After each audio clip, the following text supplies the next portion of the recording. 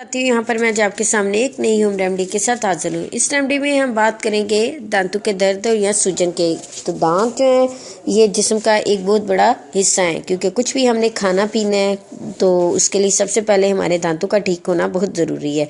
तो अगर दांतों से खून आ रहा हो या दांत के अंदर दर्द हो तो इंसान को कोई भी चीज़ जो है वो अच्छी नहीं लगती।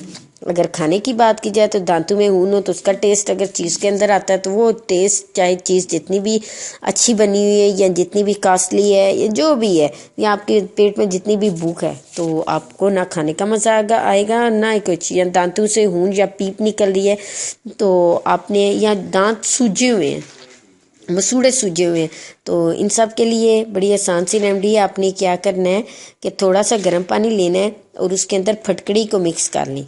तो फटकड़ी को मिक्स करें, फटकड़ी को जो है उसका पाउडर फॉर्म में लें, पाउडर फॉर्म में ला थोड़ी सी पानी के अंदर उसको मिक्स करें।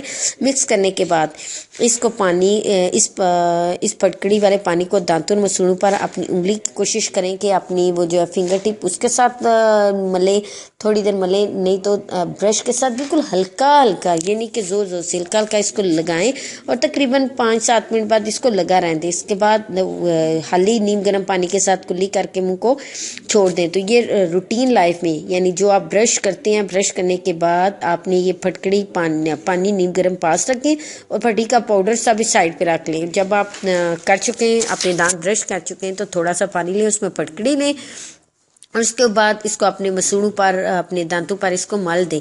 तो इससे क्या होगा कि वो आपके दांत, या वो आपके दांत जिनके अंदर दर्द मुसलसल रहता है, वो मसूड़े जो सूजे हुए रहते हैं उनमें से खून या पीप निकलता रहता है।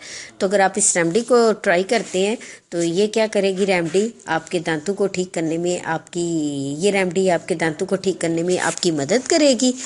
तो अपने दांतों को ठीक बनाएं, मजबूत बनाएं और मेरी इस रेमेडी को ज़रूर ट्राई कीजिएगा।